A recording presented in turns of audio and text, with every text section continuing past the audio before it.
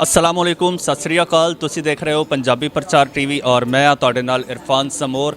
मेरे नाल इस वेले चढ़ते पंजाब तो सावल ढामी साहब मौजूद ने। ढामी साहब ने पार्टीशन ते जड़ियाँ स्टोरीज अजकल तुसी देख रहे हो डिफरेंट, इन्हां दा आइडिया ढामी साहब लैके आए सी। इस हवाले नाल इन्हां नाल गलबात करने आया। इस टाइम पाकिस्तान च मौजूद ने। सब तो पहला तो ढामी साहब तुहानूं पाकिस्तान च वेलकम कहने जी। शुक्रिया, मेहरबानी जी। कैसा रहा पाकिस्तान का ट्रिप? बहुत वधिया रहा जी, बहुत वधिया। अच्छा ढामी साहब, तुसी स्टोरीज़ का कॉन्सैप्ट लैके आए पार्टीशन ते, तुहाडे चैनल का गालबन नाम भी 47 नामा है, तो किंज आइडिया आया तुहाडे माइंड च? मतलब पिंड के बजुर्गों को सुन के, घर के बजुर्गों को सुन के और नेड़े तेड़े दे पिंडां दे विच जिथे पहला 47 तो पहला मुसलमान बसते सी, उस तो बाद हिंदू या सिख जा बसे, उन्होंने लोगों को मिल के मैं महसूस किया कि एक बहुत वड्डा जिहड़ा एपीसोड सीगा इनू वीडियो की शक्ल दे विच साम लिया जाए। इस तरह शुरुआत हुई है।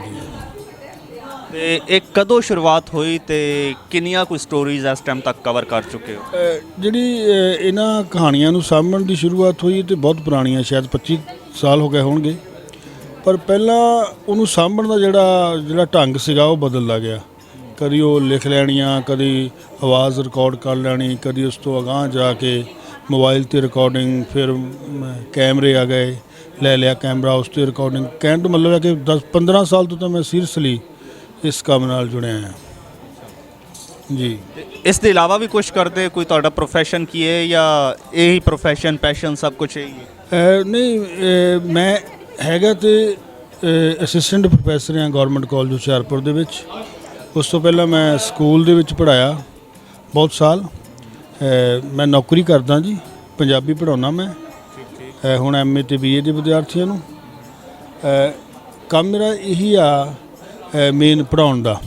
ਉਹਦੇ ਵਿੱਚੋਂ ਹੀ, ਉਸ ਮਸਰੂਫੀਅਤ ਵਿੱਚੋਂ ਮੈਂ ਕੁਝ ਵਕਤ ਕੱਢ ਲੈਣਾ ਬਜ਼ੁਰਗਾਂ ਲਈ, ਇਹ ਸੋਚ ਕੇ ਕਿ ਜਦੋਂ ਬਜ਼ੁਰਗ ਤੁਰ ਜਾਣਗੇ, ਕਬਰਾਂ 'ਚ ਪੈ ਜਾਣਗੇ ਜਾਂ ਮੜੀਆਂ ਨੂੰ ਤੁਰ ਜਾਣਗੇ, ਉਹਨਾਂ ਤੋਂ ਬਾਅਦ ਉਹਨਾਂ ਦੀ ਕਹਾਣੀ ਕੌਣ ਦੱਸੂਗਾ। ਸਾਡਾ ਫਰਜ਼ ਬਣਦਾ ਕਿ ਅਸੀਂ ਉਹਨਾਂ ਦੇ ਦੁੱਖ ਨੂੰ, ਉਹਨਾਂ ਦੀਆਂ ਯਾਦਾਂ ਨੂੰ ਸੰਭਾਲ ਲਈਏ ਹਮੇਸ਼ਾ ਲਈ ਆਉਣ ਵਾਲੀਆਂ ਨਸਲਾਂ ਵਾਸਤੇ। अच्छा हुण तक कोई ऐसी कहानी जिन्हें तुहानूं हिला के रख दिता होए, या तुसीं कहो कि जिन्नियां भी मैं स्टोरीज़ कवर कीतियां ने, यह मेरी लाइफ की सब तो बेस्ट या थ्रिलिंग स्टोरी है? देखो जी, इस तरह ਲੱਭਣੀ तो बहुत मुश्किल आ कि ਕਿਹੜੀ। देखो एक्चुअली ਜਿਹਨੂੰ ਅਸੀਂ ਥ੍ਰਿਲਿੰਗ ਕਹਿੰਦੇ ਨਾ, ਅਫਸੋਸ ਦੀ ਗੱਲ ਹੈ ਕਿ ਉਹ ਫਿਰ ਉਹੀ ਬਣ ਜਾਂਦੀ ਆ ਜਿਹਦਾ ਅਸੀਂ ਜ਼ਿਕਰ ਬਹੁਤਾ ਆਪਣੇ ਚੈਨਲ ਤੇ ਕਰਨੇ ਨਹੀਂ ਚਾਹੁੰਦੇ, ਕਤਲੋਗਾਰਤ, ਵੱਢ ਟੁੱਕ ਦੀ, ਕਿਉਂਕਿ ਸਮਾਂ ਅੱਗੇ ਲੰਘ ਗਿਆ। ਹੁਣ ਤੇ ਮੁਹੱਬਤ ਦੀ ਲੋੜ ਆ, ਮੱਲਮ ਦੀ ਲੋੜ ਆ। ਮੈਂ ਆਪਣੇ ਚੈਨਲ ਉੱਤੇ ਕੋਸ਼ਿਸ਼ ਕਰਦਾ ਹੁੰਦਾ ਕਿਉਂਕਿ 47 ਦੀ ਜਦੋਂ ਅਸੀਂ ਗੱਲਬਾਤ ਕਰਨੀ ਆ, ਫਿਰ ਹਿਜਰਤ ਦੇ ਨਾਲ ਕਤਲੋਗਾਰਤ, ਵੱਢ ਟੁੱਕ, ਪਿਆਰ ਦੀ ਗੱਲ ਵੀ ਹੋਣੀ ਆ, ਸਹਿਯੋਗ ਵੀ ਲੋਕਾਂ ਨੇ ਦਿੱਤਾ, ਮਦਦ ਵੀ ਕੀਤੀ, ਧੋਖੇ ਵੀ ਕੀਤੇ, ਸਾਰਾ ਕੁਝ ਇਕੱਠਾ ਹੀ ਆਉਣਾ। ਸਾਡੀ ਕੋਸ਼ਿਸ਼ ਇਹ ਹੁੰਦੀ ਆ ਕਿ ਮੁਹੱਬਤ ਨੂੰ ਪ੍ਰੋਜੈਕਟ ਕੀਤਾ ਜਾਵੇ, ਪੁਰਾਣੀਆਂ ਸਾਂਝਾਂ ਨੂੰ ਅੱਗੇ ਲਿਆਂਦਾ ਜਾਵੇ, ਅਤੇ ਜਿਹੜੀ ਨਫ਼ਰਤ ਸੀਗੀ ਜਾਂ ਵੱਢ ਟੁੱਕ ਸੀ ਉਹਨੂੰ ਥੋੜ੍ਹਾ ਜਿਹਾ ਪਾਸੇ ਰੱਖਿਆ ਜਾਵੇ। ਇਸ ਕਰਕੇ ਬਹੁਤੀ ਮੇਰਾ ਮਕਸਦ ਇਹ ਨਹੀਂ ਹੁੰਦਾ ਕੋਈ ਬਹੁਤੀ ਸਨਸਨੀਖੇਜ਼ ਦੀ ਚੀਜ਼ ਸਾਹਮਣੇ ਲੈ ਕੇ ਲਾਉਣੀ ਆ। ਮੈਂ ਤਾਂ ਬੜੀ ਸਹਿਜਤਾ ਨਾਲ, ਬੜੇ ਪੋਲੇ ਢੰਗ ਨਾਲ ਜੋ ਬਜ਼ੁਰਗਾਂ ਦੇ ਦਿਲ ਵਿੱਚ ਹੈ, ਜੋ ਉਹਨਾਂ ਨੇ ਆਪਣੇ ਬਚਪਨ ਜਾਂ ਚੜ੍ਹਦੀ ਜਵਾਨੀ 'ਚ ਵੇਖਿਆ, ਉਹਨੂੰ ਮੈਂ ਰਿਕਾਰਡ ਕਰਦਾ ਜੀ। अच्छा बजुर्ग ਜਿਹੜੇ ਹੁੰਦੇ ਨੇ, ਸਟੋਰੀਜ਼ ਤੁਸੀਂ ਕਰਦੇ ਹੋ, ਮੋਸਟਲੀ ਮਾਈਗ੍ਰੇਟਡ ਹੁੰਦੇ ਨੇ, ਲਹਿੰਦੇ ਤੋਂ ਚੜ੍ਹਦੇ ਅਲ ਗਏ, ਤੇ ਕਿਸੇ ਨੇ ਕੋਈ ਖਾਹਿਸ਼ ਦਾ ਇਜ਼ਹਾਰ ਕੀਤਾ ਕਿ ਅਸੀਂ ਪਾਕਿਸਤਾਨ ਜਾਣਾ ਚਾਹੁੰਦੇ ਹਾਂ, ਜਾਂ ਕੋਈ ਉਹਨਾਂ ਦੇ ਵਿਛੜੇ ਉੱਥੇ ਰਹਿ ਗਏ ਹੁਣ? ਜਿਸ ਤਰ੍ਹਾਂ ਰੀਸੈਂਟਲੀ ਇੱਕ ਅਸੀਂ ਸਟੋਰੀ ਦੇਖੀ ਆ ਦੋ ਭਰਾਵਾਂ ਦੀ, ਤੁਸੀਂ ਵੀ ਦੇਖੀ ਹੋਏਗੀ, ਜਿਹੜੇ ਆਪਸ 'ਚ ਮਿਲੇ ਨੇ। ਇਸ ਟਾਈਪ ਦਾ ਕੋਈ ਹੋਇਆ ਵਾਕਿਆ? ਦੇਖੋ ਜੀ, ਮੈਂ ਇਹ ਕਹੂੰਗਾ ਕਿ ਹਰੇਕ ਬਜ਼ੁਰਗ ਦੀ ਖਾਹਿਸ਼ ਆ ਕਿ ਉਹ ਆਪਣੀ ਮਿੱਟੀ ਨੂੰ ਵੇਖੇ, ਆਪਣੇ ਵਤਨ ਨੂੰ ਵੇਖੇ, ਉਸ ਸਥਾਨ ਨੂੰ ਵੇਖੇ ਜਿੱਥੇ ਉਹ ਪੈਦਾ ਹੋਇਆ, ਜਿਨ੍ਹਾਂ ਗਲੀਆਂ 'ਚ ਉਹ ਖੇਡਿਆ, ਉਹਨਾਂ ਖੇਤਾਂ ਨੂੰ, ਉਹਨਾਂ ਖੂਹਾਂ ਨੂੰ ਵੇਖੇ, ਮਤਲਬ ਆਪਣੇ ਦੋਸਤਾਂ ਨੂੰ ਮਿਲੇ, ਜਾਂ ਜੇ ਔਰਤ ਆ ਤੇ ਆਪਣੀਆਂ ਸਹੇਲੀਆਂ ਨੂੰ ਮਿਲੇ। ਇਹ ਤਾਂ ਹਰੇਕ ਦੀ ਖਾਹਿਸ਼ ਆ। ਹਾਂ, ਜਿੱਥੋਂ ਤੱਕ ਮਿਲਾਉਣ ਦੀ ਗੱਲ ਆ, ਮੈਂ ਫਿਜ਼ੀਕਲੀ ਤਾਂ ਨਹੀਂ ਮਿਲਾ ਸਕਿਆ ਕਿਸੇ ਨੂੰ, ਹਾਂ, ਪਰ WhatsApp ਦੇ ਥਰੂ, ਵੀਡੀਓ ਕਾਲ ਦੇ ਥਰੂ ਮੈਂ ਕਾਫੀ ਦੋਸਤ, ਸਹੇਲੀਆਂ, ਪਿੰਡ ਦੇ ਲੋਕ, ਉਹਨਾਂ ਨੂੰ ਮਿਲਾਇਆ ਜੀ। अच्छा अजकल पाकिस्तान च भी स्टोरियां कर रहे हैं लोग, लहंदे पंजाब च, चढ़ते पंजाब च भी कर रहे हैं। आपस च कोई राबता है ताकि जिस तरह ਤੁਸੀਂ ਉਧਰ ਦੀਆਂ ਕਰ ਦਿਓ, ਉਹਨਾਂ ਦਾ ਜਿਹੜਾ ਹੈ ਕੜੀਆਂ ਇੱਧਰ ਮਿਲਾਣ, ਫਿਰ ਆਪਸ 'ਚ ਰਾਬਤਾ ਵਗੈਰਾ ਇਦਾਂ ਦਾ ਹੈ ਕੋਈ ਸਿਲਸਿਲਾ, ਜਾਂ ਆਪਣੇ ਤੌਰ ਤੇ ਹੀ ਕਰ ਰਹੇ ਹੋ? ਨਹੀਂ ਜੀ, ਇਸ ਤਰ੍ਹਾਂ ਦਾ ਕੋਈ ਪੱਕਾ ਇਸ ਤਰ੍ਹਾਂ ਰਾਬਤਾ ਨਹੀਂ ਕਿ ਅਸੀਂ ਇਕੱਠੇ ਕੰਮ ਕਰ ਰਹੇ ਹਾਂ। ਪਰ ਇਹ ਗੱਲ ਪੱਕੀ ਆ ਵੀ ਜੇ ਮੰਨ ਲਓ ਕੋਈ ਸਿਆਲਕੋਟ ਤੋਂ ਇਸ ਤਰ੍ਹਾਂ ਦਾ ਕੰਮ ਕਰ ਰਿਹਾ, ਮੈਂ ਕਿਸੇ ਬਜ਼ੁਰਗ ਨੂੰ ਰਿਕਾਰਡ ਕੀਤਾ ਜਿਹੜਾ ਸਿਆਲਕੋਟ ਤੋਂ ਹਿਜਰਤ ਕਰਕੇ ਗਿਆ, ਤੇ ਉਹ ਮੇਰੇ ਕੋਲੋਂ ਫੋਨ ਨੰਬਰ ਲੈ ਲੈਂਦੇ ਆ, ਉਹਦੀ ਗੱਲਬਾਤ ਕਿਸੇ ਉਹਦੇ ਪਿੰਡ ਦੇ ਜਾਂ ਉਹਦੇ ਦੋਸਤ ਨਾਲ ਜਾਂ ਉਹਦੇ ਜਾਣੂ ਨਾਲ ਕਰਵਾ ਦਿੰਦੇ ਆ। ਇਸ ਤਰ੍ਹਾਂ ਮੇਰੇ ਰਾਬਤੇ 'ਚ ਸਾਰੇ ਆ ਜਿਹੜੇ ਵੀਡੀਓ ਬਣਾਉਂਦੇ ਆ।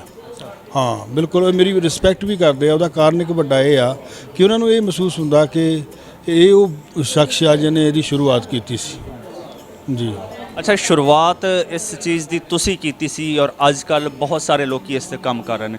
ਅੱਜ ਕੱਲ ਜਿਹੜਾ ਕੰਮ ਹੋ ਰਿਹਾ ਵਾ ਹੁਣ ਰੀਸੈਂਟਲੀ, ਇਸ ਬਾਰੇ ਕੀ ਕਹੋਗੇ? ਬਹੁਤ ਵਧੀਆ ਕੰਮ ਹੋ ਰਿਹਾ ਜੀ। ਮੈਂ ਤਾਂ ਇਹ ਕਹਿਣਾ ਕਿ ਦੋਨੇ ਪੰਜਾਬਾਂ ਦੇ ਵਿੱਚ, ਇੱਥੋਂ ਤੱਕ ਕਿ ਹਰਿਆਣੇ ਦੇ ਵਿੱਚ ਵੀ ਕੰਮ ਕਰ ਰਹੇ ਨੇ ਸਾਡੇ ਇੱਕ ਸੱਜਣ, ਬੜੇ ਦਿਲੋਂ ਕੰਮ ਕਰ ਰਹੇ ਸਾਰੇ।